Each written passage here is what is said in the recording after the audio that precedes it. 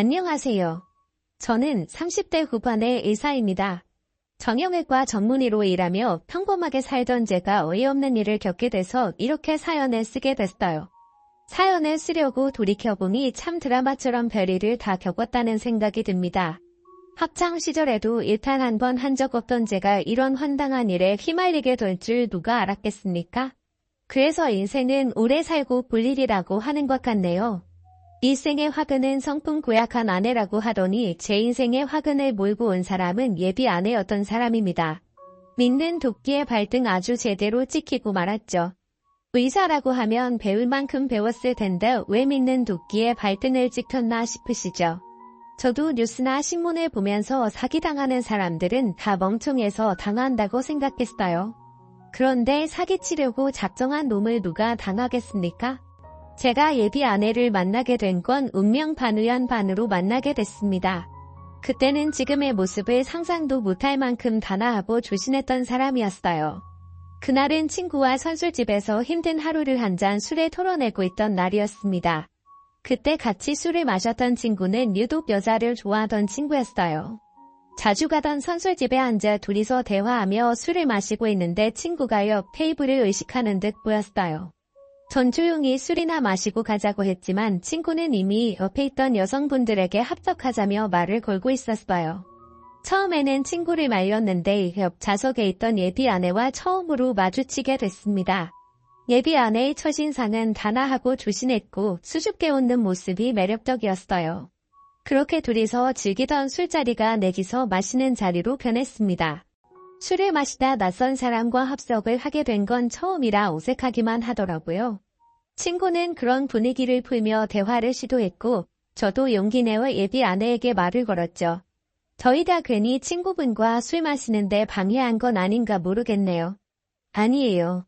둘이서 이제 할 얘기도 없었는데 이런 자리도 즐겁네요. 저의 말을 들은 예비 아내는 수줍게 웃으면서 대답했어요. 그날 넷이서 앉아서 술도 마시며 즐거운 대화를 나누게 됐습니다. 처음 본 사이인데도 대화는 물 흐르듯 자연스러웠고 선술집의 영업 종료 시간까지 떠들게 됐습니다. 선술집을 나와 집으로 가기 전 저는 용기 내어 예비 아내에게 번호를 물어봤죠. 예비 아내는 제가 번호를 물어보자 흔쾌히 자신의 번호를 알려주며 연락하라는 말까지 남겼습니다. 그날 이후 저희는 따로 만나는 횟수가 늘었고 자연스럽게 연애를 시작하게 됐어요. 이렇게 관계가 발전할 수 있었던 건 대화가 너무 잘 통했기 때문이죠. 저희는 오랜 시간 알고 지낸 사이처럼 서로 통하는 게 많았습니다. 그 당시 예비 아내는 동대문에서 옷가게를 운영하고 있었어요. 사실 서로 너무 다른 업종에서 일하고 있어서 안 맞는 부분이 조금은 있겠다 싶었죠. 하지만 예비 아내는 항상 저를 먼저 생각해 주면서 배려를 해주는 사람이었습니다. 게다가 연애 1년 차쯤에는 저희 집 부모님 생신도 챙기기까지 했어요. 너무 바빠서 어머님 생신을 당일에 알게 됐던 적이 있었는데 선물을 어떤 걸 드려야 하나 고민이 많았습니다. 그런데 이런 제 고민을 듣자 예비 아내는 씩 웃으며 제게 말하더군요. 요즘 바쁜 것 같길래 내가 미리 어머님께 어울릴 만한 옷 좀 사봤는데 직접 준비한 것처럼 드려. 그럼 엄청 좋아하실 거야. 와우, 언제 이런 걸 다 준비했어. 정말 고마워. 요새 바빠서 날짜 가는 줄도 몰랐어.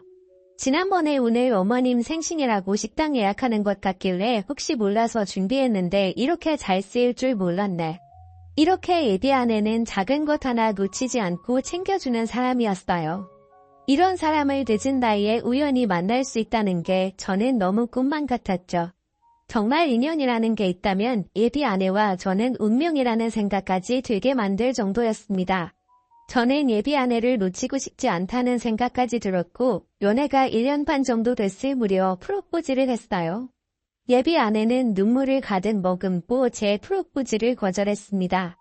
평소 싸움 한 번 해본 적 없는 사이라 예비 아내에게 왜 결혼을 망설이냐고 물었어요. 그랬더니 예비 아내는 제게 이렇게 말하는 겁니다. 나도 결혼하고 싶지. 그런데 우리 집 가진 재산도 없고 하나뿐인 딸 시집 간다고 챙겨줄 게 있는 집도 아니야. 지금 결혼하기에는 내가 너무 가진 게 없어. 부족한 건 살면서 채워가자. 내가 잘할게. 앞으로 사는 동안 당신이 부족하다는 생각 들지 않도록 내가 노력할게. 우리 같이 노력해서 채워나가자.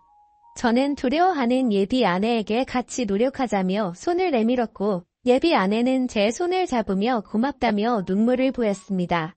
그 이후 저희는 결혼 준비를 하게 됐어요. 부모님은 예비 아내와 결혼을 한다는 말에 진심으로 기뻐하셨습니다. 이렇게 부모님이 환영했던 이유는 연애하는 동안에도 예비 아내가 저희 부모님께 진심으로 잘했거든요. 그리고 얼마 뒤 예비 아내와 저희 부모님께 인사를 드리기 위해서 식당으로 갔습니다. 저희 어머니는 저와 예비 아내를 보자 한박 웃음을 지으며 말씀하셨어요. 우리 예비 며느리 이렇게 보니까 더 곱네, 더 우아. 예비 아내는 저희 어머니의 칭찬에 수줍게 웃으며 감사하다고 인사를 드리며 자리에 앉았습니다. 저희 아버지도 화기애애한 분위기 속에 이런저런 질문을 하셨어요. 한창 분위기가 무르익었고 저희 아버지는 예비 아내를 보며 말했습니다. 혹시 결혼 준비하다가 부족한 게 있으면 나한테 편하게 말해. 결혼식은 신부가 행복해야지. 감사합니다. 저는 소박한 결혼식도 좋아요. 이렇게 좋은 시댁이 생긴다고 생각하면 너무 설레고 기뻐요. 부모님께서는 예비 아내 형편이 좋지 않다는 걸 알고 계셨고 혹시나 예비 아내가 돈 때문에 하고 싶은 걸 못하게 될까봐 미리 배려해주며 말씀하셨습니다. 하지만 연애를 1년 반 정도 하는 동안 한 번도 다툰 적이 없었는데 잦은 싸움을 하게 됐어요. 원래 한 번도 안 싸운 커플도 결혼 준비하면서 많이 싸운다고 하죠. 그런데 예비 아내는 그동안 제가 알던 모습과는 사뭇 다른 모습으로 싸움을 만들었습니다. 예비 아내는 저희 부모님을 만나서 인사도 드렸고 이런저런 이야기를 했지만 저는 예비 처가댁을 한 번도 보지 못했어요. 그래서 저는 이대로 차일피일 예비 처가댁과 인사를 나눌 수 있는 자리를 미루는 예비 아내에게 날을 잡고 물었습니다. 저는 예비 아내에게 예비 장인어른과 장모님이 바쁘시면 예비 처가댁으로 가서 인사드리자고 했어요. 그런데 아내는 정색을 하면서 제게 이렇게 말하는 겁니다.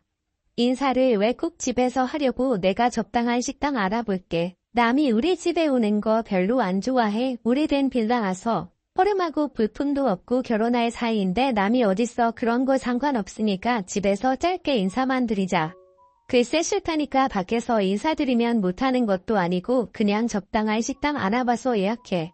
제 설득에도 예비 아내는 절대 안 된다며 정색을 하며 말하더군요.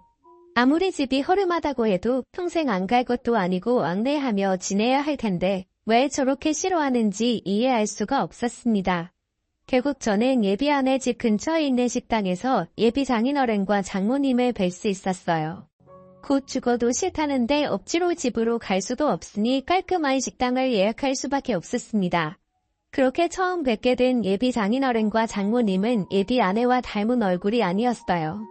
세상 모든 자식들이 부모와 쏙 빼닮은 건 아니니까 대수롭지 않게 넘겼습니다. 그런데 예비 장인어른과 장모님은 아내에 대해 모르는 게 많으신 것 같았어요. 대화를 하던 중 예비 아내가 운영하는 옷가게 이야기를 하게 되는데 예비 장모님께서 이렇게 말했습니다. 우리 딸이 홍대에서 옷가게를 한다고 많이 바쁜 것 같더니 언제 이렇게 의사 사위를 데려왔죠? 저는 예비 장모님의 말에 의아한 표정을 지었고 예비 아내는 당황한 목소리로 수습했어요. 엄마 나 동대문에서 장사하잖아. 홍대는 예전에 하던 곳인데 헷갈렸구나. 아 그렇지 그랬지. 내가 이렇게 정신이 없다니까. 예비 장모님은 당황한 표정으로 예비 아내와 맞장구를 쳤고 저는 단순히 헷갈릴 수도 있겠지 이렇게 생각했어요. 그런데 정말 이상했던 건 이게 끝이 아니었습니다. 저는 어렵게 뵙게 된 예비 장인어른과 장모님께 상견례 날짜 언제가 편하겠냐며 말을 꺼내는데 두 분 다 어리둥절한 표정으로 저를 바라보기만 하시는 거예요. 그때 예비 아내가 당황한 목소리로 말했습니다. 나중에 천천히 하자. 부모님이 워낙 바쁘셔서 나랑 다음에 얘기해. 사실 상견례 때부터 해야 되는데 예비 아내는 이런저런 핑계로 상견례 날짜를 정확히 잡지 않았습니다. 그래서 결국 저는 예비 장인어른과 장모님을 뵙고도 상견례 날짜를 잡지 못했어요. 하지만 이후에도 상견례 날짜는 잡기 어려웠고 예비 아내는 제게 이렇게 말했습니다. 고향에 할아버지가 아프셔서 우리 부모님 당분간 지방에 가셔야 될 것 같아. 그냥 날짜는 시어머님이랑 아버님 의견에 따르자. 저는 예비 아내의 말에 의아했지만 일이 생겼다니 어쩔 수 없이 저희 부모님들께서 나를 잡아주셨어요. 주변에 먼저 결혼한 친구와 이 상황에 대해 이야기를 해봤는데 주변에서는 날짜 잡는 걸로도 많이 싸우는데 차라리 그게 좋은 거라며 말하더군요. 그래서 저는 차라리 이게 나은 건가 싶었어요. 그래서 그냥 그러려니 하고 넘어갔죠. 하지만 이건 시작에 불과했어요. 심지어 예비 아내는 제가 모르던 사람으로 견해만 가는 것 같았습니다. 처음에 저희가 결혼을 준비할 때 예비 아내는 가진 게 없어서 결혼식도 작게 해야 될 것 같다며 걱정을 하곤 했어요. 저도 처음에는 돈으로 너무 스트레스를 받는 것 같길래 한 번뿐인 결혼식이니까 분수에 맞게 기본적인 건 챙겨가며 하자고 했습니다. 그때부터 예비 아내는 작정이라도 한 사람처럼 결혼 준비를 위해서 이것저것 다 하기 시작했어요. 어느 날 갑자기 병원에서 일하고 있는데 예비 아내는 신이 난 목소리로 이렇게 말했습니다. 아는 언니가 결혼할 때 다니던 피부관리샵 지금 결혼식 한 달 앞둔 사람들은 할인해준대. 나도 신부관리 한번 받아볼까 하는데 500만 원만 보내줘. 갑자기 500만 원을. 우리 예산도 빠듯한데 꼭 해야 하더나? 그런 거 안 받아도 충분히 예뻐. 남들처럼 기본적인 건 하자며 내 주변에 신부관리 안 받고 결혼식 하는 사람 한 명도 없어. 나도 하고 싶어. 저는 예비 아내의 갑작스러운 제안에 당황하고 말았어요. 최대한 둘이 모은 돈으로 해야 하는데 500만 원이나 되는 피부관리를 받겠다며 고집을 부리기 시작하더군요. 예비 아내가 하고 싶다는 건 해주고 싶었지만 피부관리를 꼭 해야 하나 싶었어요. 그래서 저는 예비 아내에게 500만 원짜리는 안 된다며 단호하게 말했습니다. 대신 피부과에서 일하고 있는 동기를 통해서 간단한 관리 정도는 해줄 수 있다며 말했죠. 하지만 예비 아내는 성에 안 차는 듯한 목소리로 한숨을 내쉬었어요. 그리고 제게 화가 잔뜩 난 목소리로 이렇게 말하더군요. 다 해줄 것처럼 그러더니 돈이 그렇게 없어. 됐다 됐어 말을 말자. 결국 화가 잔뜩 난 채로 예비 아내는 전화를 끊어버렸고 저야말로 갑작스러운 상황에 어이가 없었어요. 예비 아내와 가게 문을 닫고 집으로 데려다주며 예비 아내에게 말했죠. 피부관리는 우리가 결혼 준비할 때 예산으로 빼둔 게 없으니까 그냥 동기간은 피부과에서 간단하게 시술만 받아. 내 친구들은 다 한 달 동안 관리받고 결혼식 올렸는데 됐어. 그럼 나 차 한 대만 뽑아줘. 하루 종일 옥다개에서 씨름하다가 버스 타고 가는 것도 지치고 힘들단 말이야. 저는 예비 아내가 하는 말이라고는 도무지 믿을 수가 없었어요. 검소하고 착했던 아내가 남들처럼 결혼하겠다고 노골적으로 원하기 시작했습니다. 더 이상 참을 수 없던 저는 예비 아내에게 이렇게 말했죠. 내가 최대한 남들처럼 결혼식 준비하려고 예산에서 빠듯하게 하고 있는데 정말 너무한 거 아니야? 아직 상견례도 못했는데 무슨 차를 해달라는 거야? 순서가 뭐가 중요해? 어차피 같이 살다 보면 차도 살 거 아니야. 미리 좀 사는 게 어때서? 설마 차 살 돈도 없어? 기가 막힐 노릇이었습니다. 결혼식 준비도 다 못했는데 살다 보면 차를 살 거 아니냐며 차를 사달라는 게 말이 된다고 생각하시나요? 저는 예비 아내에게 차는 나중에 생각하자고 말했고 예산으로 정해둔 금액 외에는 절대 안 쓰겠다며 말했습니다. 그런데 예비 아내의 만에는 저것에서 멈추질 않았어요. 일하던 중 아버지께 전화가 왔길래 받아보니 황당한 소리를 저에게 늘어놓으셨어요. 예비 아내는 저희 아버지에게 전화해서 이렇게 말했다고 하더군요. 며느리 사랑은 시아버지가 주신다는데 저 차 좀 사주세요. 어차피 결혼하고 애 키우려면 여자도 차가 꼭 필요하더라고요. 그리고 아는 친구도 결혼할 때 차 정도는 받았다는데 저도 자랑하고 싶어요 아버님. 아버지는 갑작스러운 예비 아내의 요구에 나중에 임신하면 이야기하자며 애들로 말하고는 전화를 끊었다고 하셨어요. 너무 창피하고 죄송스러워서 아버지께 사과를 드렸고 제가 예비 아내와 상의하겠다며 말씀드려야만 했었죠. 그리고 그날 저녁 예비 아내를 만나서 이렇게 말했습니다. 장인어른이랑 장모님 상견례 언제 가능하시대? 날짜를 정해줘야 우리 집도 상의를 해보지. 상견례가 뭐가 그렇게 급하다고. 내가 날짜 잡아서 말해줄게. 상견례가 안 급해. 어른들 모셔서 이야기를 해야지. 그럼 상견례는 안 급한데 차는 급한 거야? 우리 아버지한테 대체 무슨 소리를 한 거야? 내가 안 된다고 했잖아. 예비 아내는 제 말에 놀랐는지 자기는 미리 준비하는 게 좋을 것 같아서 이야기한 거라며 말하더군요. 이게 말이 된다고 생각하시나요? 저는 예비 아내에게 이렇게 말했어요. 앞으로 결혼 중개할 때 예산에 없는 건 아예 생각도 하지 마. 당신도 처음에는 소박하게 한다며? 누가 몰라? 하다 보니까 욕심이 나는 걸 어떡해. 나보고 잘 살게 해주겠다며? 같이 노력하자는 거지 누가 이렇게 뜯어가라고 했어? 나한테 돈 맡겨둔 거 아니잖아. 적당히 우리 수준껏 좀 하자. 예비 아내의 심정도 이해는 갔지만 그냥 두면 점점 더 큰 걸 요구할 것 같아서 단호하게 말했습니다. 하지만 제가 이렇게 말한다고 예비 아내가 순순히 받아들였을까요? 제가 단호하게 말한 날 이후부터 예비 아내의 태도는 180도 달라졌어요. 갑자기 같이 점심을 먹자며 병원에 온다길래 지난번 일이 미안해서 온다고 생각했습니다. 그런데 사람이 돈에 미치면 답도 없다고 하죠. 제가 보기에 그 당시 예비 아내는 돈에 환장한 사람 같았어요. 하지만 예비 아내는 제 예상과는 전혀 다른 목적으로 온 것 같더라고요. 진료를 마치고 부랴부랴 나왔는데 예비 아내가 같이 일하는 간호사와 서로를 노려보고 서 있는 게 보였어요. 너무 놀라서 달려갔는데 예비 아내는 간호사를 향해서 이런 소리를 하더군요. 내가 이 병원 정형외과 전문의 아내 될 사람인데 소파에 다리를 걸치고 있든 말든 무슨 상관이에요? 환자분들 왔다 갔다 하는 곳에서 그러시면 안 된다고요. 무슨 상황인가 싶어서 물어보니 상황은 이랬습니다. 예비 아내는 진료 대기실에서 신발을 신은 채로 소파에 다리를 쭉 펴고 앉아 있었고 그걸 본 간호사가 말렸더니 화를 내고 있던 거였어요. 저는 간호사에게 대신 사과를 하고 예비 아내를 끌고 밖으로 나와버렸죠. 지금처럼 말 같지도 않은 상황이 도무지 이해할 수가 없었어요. 평소에 같이 식당을 가도 조모번에게도 한없이 친절했던 사람이라 눈으로 보고도 정말 믿을 수가 없었죠. 게다가 제가 일하는 직장에서 난동을 부렸다는 게 더 화가 났어요. 그래서 예비 아내에게 단호하게 말했습니다. 내가 일하는 병원에서 대체 못하는 짓이야? 전현이 나한테 이래라 저래라 하잖아. 왜 알지도 못하면서 나한테 화를 내는데? 배도 아니고 누가 소파에 다리를 올려놓고 앉아있어? 병원이 무슨 당신 안방이야? 지금 나 당신보다 직업도 안 좋고 집구석에 돈도 없다고 무시하는 거지? 안 그러고서야 이 상황에 간호사 편을 들 수 있어?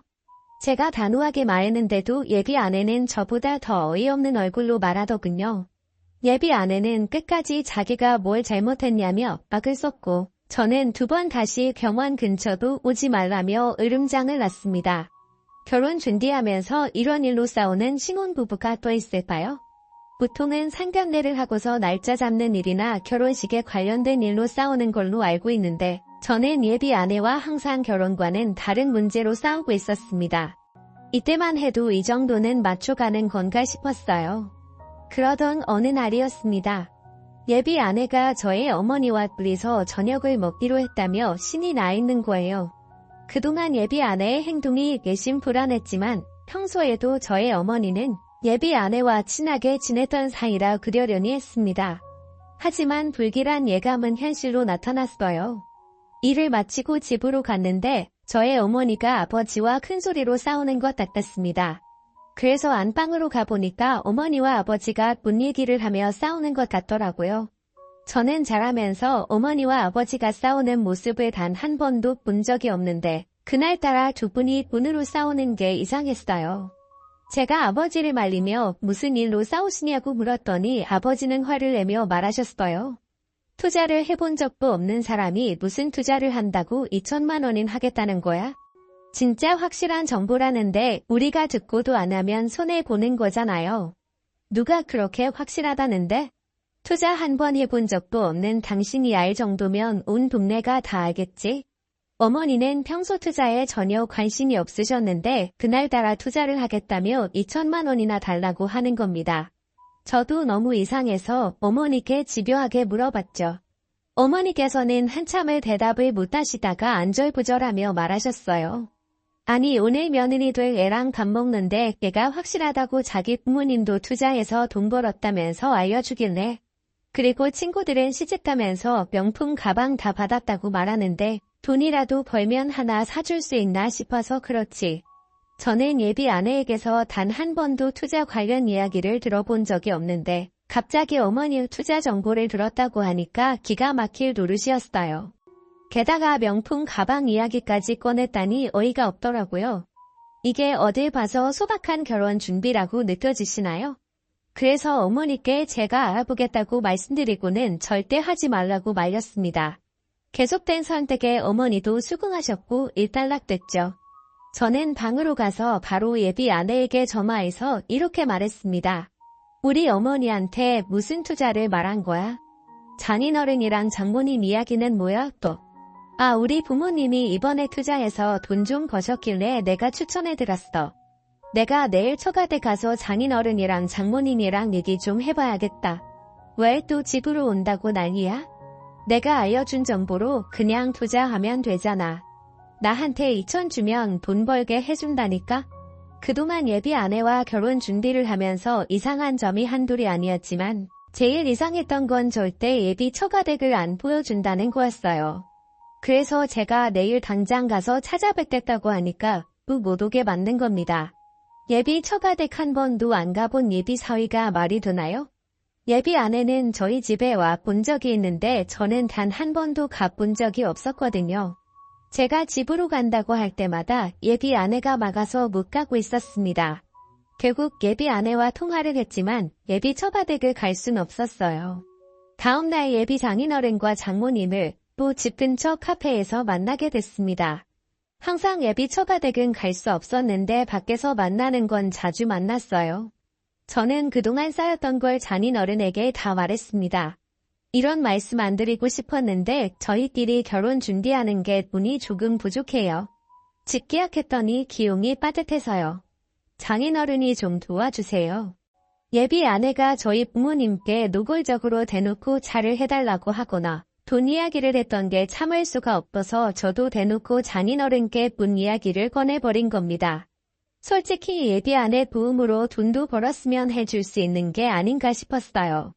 저희 부모님은 신혼집 마련하는데 도와주셨는데 어느 정도는 예비 처가댁에서 해줄 수도 있다고 생각했어요. 그런데 예비 아내가 저에게 정색을 하며 나가서 이야기하자며 저를 끌고 나가더라고요. 밖으로 나오자 예비 아내는 저를 노려보며 혀강된 목소리로 말했습니다. 그 돈 벌었다는 얘기 듣고 그러는 거야? 우리 집 하루 벌어서 하루 먹고 살아. 그 돈도 대출받아서 투자한 건데 남은 돈이 어디 있어? 그럼 우리 집에도 돈 얘기를 꺼내지 말아야지. 당신 우리 부모님한테 돈 얘기 왜 그렇게 쉽게 하는데? 차에 가방에 갖고 싶은 게 그렇게 많은데 그동안 어떻게 살았어? 좋은 정보를 알려줘도 못 받아 먹으니까 그런 것도 못 해주지. 다른 직 좀 봐. 나처럼 아무것도 안 받고 긴 손으로 덜렁 시집가는 사람이 있는지. 이게 지금 말이 된다고 생각하시나요? 제대로 숟가락만 들고 시집 오려는 사람이 누군데 빈손으로 시집가는 게 불만이라는 건지 이해가 안 갔습니다. 저는 결국 예비 아내에게 계속 이런 식이면 이 결혼 진행 못한다며 단호하게 말했죠. 그랬더니 예비 아내가 갑자기 어떻게 했는 줄 아세요? 제가 결혼 못하겠다고 하니까 울면서 저한테 매달리면서 말했습니다. 잘못했어. 내가 결혼 준비한다고 여기저기 알아보다가 남들 다 한다니까 부러워서 그랬어. 한 번만 봐줘. 제발. 길바닥에서 울면서 매달리는 예비 아내를 보자 마음이 복잡했어요. 하지만 다시는 안 그러겠다며 우는 예비 아내를 보니 결혼 준비하다 보면 모든 부부가 이렇게까지 싸우는 건가 의문도 들었습니다. 결국 예비 아내와 저는 정해둔 예산 외에는 아무것도 안 하기로 합의를 했어요. 저는 예비 아내와 다시 카페로 들어가서 예비 장인어른과 장모님께 저희들끼리 모은 돈으로 하겠다며 말씀드리고 일단락됐습니다. 그런데 대뜸 장모님이 제게 이런 말을 하시는 거예요. 그 투자는 안 하려고? 진짜 확실한 건데. 투자 제대로 해본 적도 없고 우선 결혼식만 끝나면 제가 알아보고 할게요.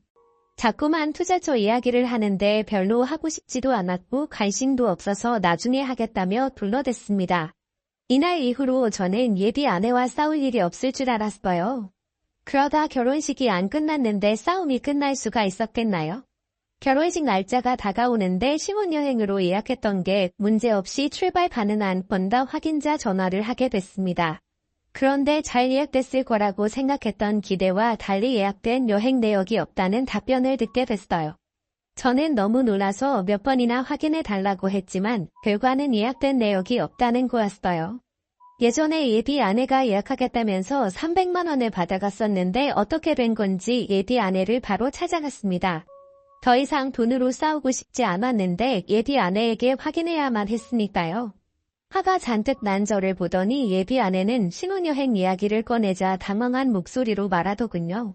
그게 우리 아빠가 운전하다 접촉사고를 했는데 수리비를 물어줄 돈이 없어서 금방 준다고 해서 빌려줬는데 아빠도 요즘 일이 안 풀려서 돈이 없는데 어떡해.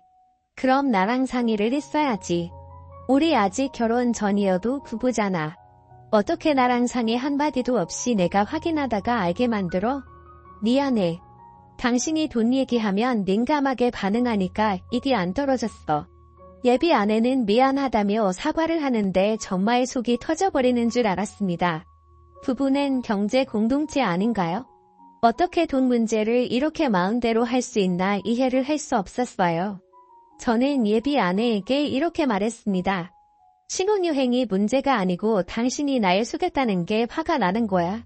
그래서 미안하다고. 근데 당신도 아파트 명에 당신 앞으로만 했잖아. 이게 무슨 황당한 소린가 싶었어요. 아파트를 제가 모아둔 돈에 저희 집에서 보태준 돈으로 얻었는데 당연히 제 명의가 맞는 거 아닌가요? 예비 아내는 갑자기 아파트 명의를 들먹이며 저에게 다짜고짜 화를 내는 겁니다. 이 답답한 상황에 저도 말도 안 되는 소리 하지 말라며 화를 냈어요. 그리고 예비 아내에게 이렇게 말했습니다. 신혼여행 가고 싶으면 장인어른이 돈 갚는 날 가. 당신이 이렇게 만든 일이니까 당신이 수습하기 전에는 절대 신혼여행 없어. 그리고 공동명예 하고 싶으면 당신도 돈 마련해와. 그냥 돈이 없다고 해. 난 분명히 결혼 전에 돈 없다고 했어. 당신이 알아서 하겠다며? 저는 예비 아내에게 으름장을 놓으며 말했고 예비 아내는 비쁘면서 말하더군요. 더 이상 예비 아내와 대화가 통하지 않아서 저는 자리를 피해버렸습니다. 솔직히 여러분은 하나뿐인 딸 신혼여행 기용까지 빌려가는 부모에 대해서 어떻게 생각하시나요? 아무리 살림이 어렵다고 하지만 저는 도무지 이해할 수 없었습니다. 점점 결혼식 날짜가 다가올수록 마음은 불안해지고 제 머리는 복잡해졌어요. 그런데 이런 제 생각을 더 복잡하게 만드는 일이 터지고 말았습니다. 결혼식 몇 주 전 친한 동기들과 예비 아내가 모여서 같이 밥을 먹은 적이 있었어요. 먼저 결혼한 친구들과 신혼 이야기도 하며 즐거운 시간을 보내고 있었죠. 한 친구가 결혼하고 아이가 생기니까 돈이 더 많이 들어간다며 한탄을 하고 있었어요. 그런데 갑자기 예비 아내가 건수라도 잡은 듯 눈을 반짝이며 말하는 겁니다. 저기 상철씨 제가 진짜 확실한 투자 정보 아는데 저한테 2천만 원만 투자해 주시면 제가 2배 넘게 벌어드릴게요. 원래 이런 건 장사했던 사람들이 더 잘하는 거 아시죠? 갑작스러운 예비 아내의 말에 분위기가 싸해졌고 다들 서로 눈치만 보고 있었어요. 그 자리에서 눈치 없이 떠들고 있는 건 아내뿐이었어요. 저는 예비 아내에게 그만하라며 말렸지만 예비 아내는 제가 말려도 소용없다는 듯 더 신이 나서 떠들더군요. 이거 진짜 확실해서 제가 절친 분들한테만 말씀드리는 건데 애 클수록 더 돈 많이 들어갈 텐데 저 한번 믿어보세요. 결국 예비 아내를 끌고 나왔고 저는 예비 아내에게 화를 내며 말했습니다. 내 친구들한테 무슨 소리야? 왜 자꾸 그놈의 투자 얘기를 하는데? 진짜 확실한 거니까 그렇지. 다들 바보 아니야? 2배로 해준다는데 왜 투자를 안 해? 누가 당신을 믿고 투자를 해? 돈 300이 없어서 신혼여행도 못 가면서. 지금 그 얘기가 왜 나와? 그리고 따지고 보면 당신도 돈 없잖아. 그러니까 나 차도 못 사주고 가방도 못 해주고 남들은 피부 관리도 갖고 간다는데. 당신이야말로 그런 거 받을 능력도 안 되는 사람인데 뭘 바라는 건데? 건수 잡은 사람처럼 눈에 쌍심 지켜고 달려들지 말고 제발 좀 가만히 있어. 예비 아내에게 제발 가만히 있으라며 화를 내고 다시 들어왔어요. 그런데 예비 아내가 화장실 간 사이 친구 하나가 저에게 이렇게 말하는 겁니다. 내 와이프, 내가 일하는 병원 직원들한테도 투자 이야기 한다더라. 모른 척 할까 했는데 오늘도 이렇게 투자 얘기할 줄 몰랐어. 내가 좀 말려봐. 저러다가 사고 치면 너도 손해야. 저는 친구의 말에 더 생각이 복잡해졌어요. 이런 여자와 결혼을 해야 되는지 말아야 하는지 답답할 따름이었습니다. 그래서 저는 집에 오자마자 전화로 파혼을 하자고 화를 냈죠. 나 당신 같은 여자랑 도저히 결혼 못하겠다. 파혼해. 너 때문에 내가 얼굴을 댈 수가 없어. 내가 잘못했어. 난 정말 좋은 뜻으로 말한 거라고. 다시는 안 그러게. 정말 마지막으로 믿어줘. 나 당신 없으면 이 세상에 살아갈 이유가 없어. 부탁이야. 전 결국 예비 아내의 구구절절한 외침에 마지막으로 한 번만 더 기회를 주기로 했습니다. 하지만 그냥은 용서해주지 않았어요. 다음 날 만나서 각서를 쓰게 했죠. 다시는 그렇게 하지 못하도록 안전장치를 만들어 놓기로 한 거였습니다. 1. 가족들과 지인들에게 다시는 투자 권유하지 않을 것. 2. 모든 경제권은 남편인 내가 관리할 것. 3. 친정의 허락 없이 돈 보내지 말 것. 4. 한 번이라도 부부간의 신뢰를 깨는 일을 할 경우 이유 불문하고 남편의 말에 따를 것. 이렇게 각서에 도장까지 받았습니다. 정말 마지막으로 믿어보기로 한 거죠. 하지만 사기꾼들은 괜히 사기꾼들이 아니더라고요. 결혼식 당일 기뻐야 될 날이었는데도 괜히 신나하더군요. 그런데 예상치 못한 일이 제 결혼식에서 벌어지고 말았습니다. 결혼식 당일 나름대로 마음을 가다듬으며 씩씩하게 신랑 입장을 마쳤어요. 그리고 뒤이어 신부 입장이 시작되는데 예비 아내가 중간쯤 걸었을 때 어디선가 비명소리가 들렸습니다. 내 인형. 식장 안에 있던 모든 사람들이 소리에 놀라 소리가 난 것을 쳐다보니 이모께서 중간에서 일어나 예비 아내를 보고 큰 소리로 소리를 치고 있는 겁니다. 예비 아내는 일어서 있는 이모와 마주치자 들고 있던 부케까지 떨어뜨리며 무척 불안해하며 놀란 모습이었고요. 예비 아내는 몸을 벌벌 떨며 다리에 힘이 풀렸는지 주저앉아버렸고 이모는 소리를 지르며 예비 아내에게 뛰어오며 또다시 소리를 지르며 말했어요. 내가 감히 내 조카랑 결혼을 해? 인연이 뻔뻔하기도 하지. 짐승은 사람하고 결혼하는 게 아니야. 너 오늘 잘 걸렸다. 이모는 예비 아내에게 달려들었고 주저앉아 있던 예비 아내는 뛰어오는 이모를 보고 스스라치게 놀라며 도망치려고 했지만 이모에게 잡히고 말았습니다. 갑작스런 상황에 놀라서 이모와 예비 아내에게 달려갔는데 이모는 예비 아내의 머리채를 잡고 흔들면서 말하더군요. 야, 새끼들 떼놓고 넌 팔자 고치겠다고 웨딩드레스를 입어? 그것도 내 조카랑. 저 사람들 내 부모도 아니잖아. 또 어디서 데려온 거야? 아주 지능적이네, 이거. 저는 이모의 말에 놀랐고 예비 장인어른과 장모를 봤는데 도망치려는 것 같았습니다. 황급하게 저는 두 사람을 붙잡고 저는 뭐 하는 사람들이냐며 다져묻기 시작했어요. 얼굴을 보니 이모 말이 100% 맞다는 확신이 들었거든요. 당신들, 우리 이모 말이 사실이야? 당신들 정체가 뭐야? 저희는 아무 죄 없어요. 돈 받고 시키는 대로 할 뿐이었어요. 이러지 마세요. 우리도 이 나이 먹고 마땅한 직업이 없어서 알바 계행하는 겁니다. 근데 저희도 저 여자가 사기꾼이라는 건 정말 몰랐습니다. 저희도 양심이 있는 사람들이라고요. 뭐라고요? 근데 알바면서 뻔뻔하게 진짜 부모님처럼 행동을 했다고요? 그랬던 겁니다. 애초에 예비 아내의 부모님인 줄 알았던 사람들은 계행 알바로 온 사람들이었어요. 이날을 위해 몇 날 며칠을 연기 연습하고 나왔다고 하더군요. 게다가 이모가 예비 아내에게 저렇게 화냈던 이유는 이모에게는 가족만큼 친한 30년직의 친구가 있었는데 그 친구의 아들과 이혼했던 사람이 바로 예비 아내였기 때문이었어요. 그런데 왜 이혼한 여자에게 저렇게 화를 내냐고요? 다 이유가 있었습니다. 합의 이혼이었다면 이모가 저렇게 화를 내셨겠어요? 바로 기가 막힌 속사정이 따로 있었죠.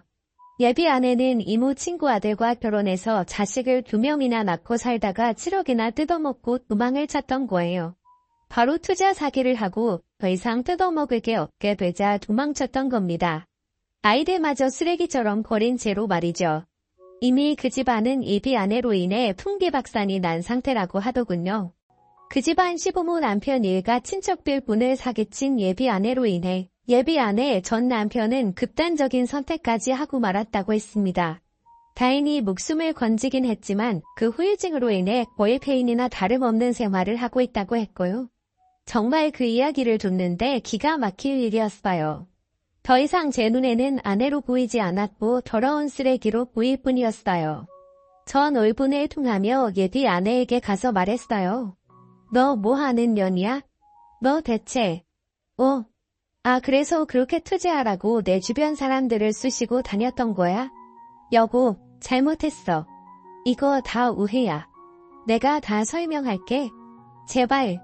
예비 아내가 저에게 여보라고 하자 이모는 더 화난 목소리로 사기꾼 연애등을 때리며 말했습니다. 자식들 버리고 돈 좀 뜯어 먹었으니까 멀쩡한 의사 만나서 팔자 좀 고치고 싶었어? 내가 그러고도 인간이야? 이 똥물에 튀겨 죽여도 아까우려나? 그 돈 다 어디다 썼어? 다 뱉어내. 아줌마, 이거 좀 놓고 말해요. 이거 폭행이에요. 폭행. 그래, 폭행. 같이 경찰서 가서 어디 잘못 제대로 가려보자. 결국 예비 아내는 신고를 받고 출동한 경찰한테 붙들려서 경찰서로 연행되고 말았어요. 저는 어안이 벙벙했고 그동안 의심스럽던데 다 사기였구나 생각이 드니까 소름이 돋았습니다. 결혼식장에 있던 저는 경찰서로 끌려간 그 여자에게 이렇게 말했어요. 그래서 내가 처갈 때 좀 다자고 하면 그렇게 정색을 했구나. 아예 내 부모가 아니었으니까 집도 있을 리가 없었겠지. 내가 정말 속이려고 했던 게 아니라 나 정말 당신 사랑했어. 말 같지도 않은 소리 하지 마. 그렇게 돈 타령을 하더니 아주 돈에 미쳐 살아라. 그제야 그동안 왜 그렇게 투자 이야기를 하면서 어머니와 친구들 그리고 저희 겸원 직원들에게까지 집착하듯이 말을 했는지 이해가 가더라고요. 저는 사기꾼에게 평생 그렇게 살라는 말을 하고 나와버렸습니다. 살면서 경찰서를 이런 식으로 오게 될 줄은 정말 몰랐어요. 게다가 현모양처감이라고 생각했던 여자가 사기꾼이었을 거라고 누가 상상이나 했겠습니까? 까딱 잘못하면 정신나간 사기꾼이 깔아둔 판에서 아무것도 못하고 발목 붙잡힐 뻔했던 겁니다. 정말 하늘이 도왔다는 생각까지 들더라고요. 제 결혼식이 이렇게 될 거라고 상상이나 했겠습니까? 소식을 들은 예비 아내의 전남편과 그 가족들은 미친 사기꾼을 사기죄로 고소했어요. 나쁜 년, 너 잘 만났다. 우리가 너한테 그렇게 잘해줬건만 자식 새끼들도 버리고 야반도주를 해. 내가 그러고도 사람이야. 너 하나 때문에 우리 가족 풍비박산났어. 어떻게 책임질 건데? 아이, 돈 갚으면 되잖아요. 당신들이 이자 많이 준다고 하니까 투자했으면서 이제 와서 왜 난리예요? 별꼴이야 정말. 뭐야? 너 같은 년은 도저히 안 되겠다. 그래도 우리 손주들 애미라서 진심으로 반성하고 뉘우치면 용서해줄 생각도 있었는데 넌 아무리 봐도 이 사회에서 아예 매장을 시켜야겠어. 사람하고 짐승하고 무슨 차이가 있는 줄 아니? 짐승은 먹을 것만 주면 무슨 짓이든 하지만 사람에게는 양심이라는 것이 있어서 자신이 잘못하면 뉘우칠 줄 아는 게 사람이야. 이 말은 넌 짐승보다 못한 년이란 말이야. 두고 봐. 내 죄 끝까지 내가 물고 늘어질 테니까. 이모의 친구분, 그러니까 예비 아내 전시모는 그날 이후 모든 증거들을 모아 고소를 진행했고 결국 사기죄가 인정돼 교도소에 들어가게 됐습니다. 본인이 정말 감옥에 들어간다는 사실을 알고 나서야 뒤늦은 후회와 잘못을 빌기 시작하더군요. 하지만 그때는 이미 늦은 때였습니다. 아무도 예비 아내를 위로해준 사람이 없었고 모든 사람이 차가운 시선을 보낼 뿐이었어요. 결국 파혼을 하게 된 저는 속이 다 후련했습니다. 이런 여자와 100년 가약을 맺을 뻔했으니 지금도 아찔하기만 합니다.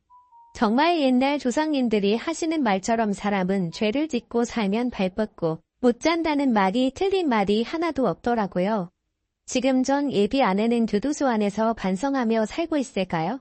제게 조금이라도 미안한 마음을 갖고 있을까요? 아니면 빨리 출소해서 또 다른 남자에게 접근해서 사기칠 계획을 하고 있을까요? 정말 알 수 없는 노릇입니다. 하마터면 인생이 나락으로 떨어질 뻔했던 제 사연은 여기까지입니다. 정말 저의 임무만 아니었다면 제 인생이 어떻게 됐을지 아찔하기만 하네요. 제 인생을 구제해준 임무야말로 제 기인이 아닌가 싶습니다. 그래서 앞으로 어렵고 힘들 때 한 번은 도와드릴 생각이에요. 이모에게도 언제든 힘들면 말해달라고 말씀을 드렸고요. 부디 제 이야기를 다 들으셨다면 물다리도 두드려보고 건넌다는 심정으로 모든 걸 알아보고 준비하시길 바랍니다. 평생을 함께할 동반자고 서로에게 떳떳해야 나중에 자식에게도 당당하지 않을까요? 부디 모든 신혼 부부들이 행복하시길 바랍니다. 지금까지 제 사연 들어주셔서 감사합니다. 건강하고 하루하루 여러분들의 가정에 축복만 가득하시길 바랍니다.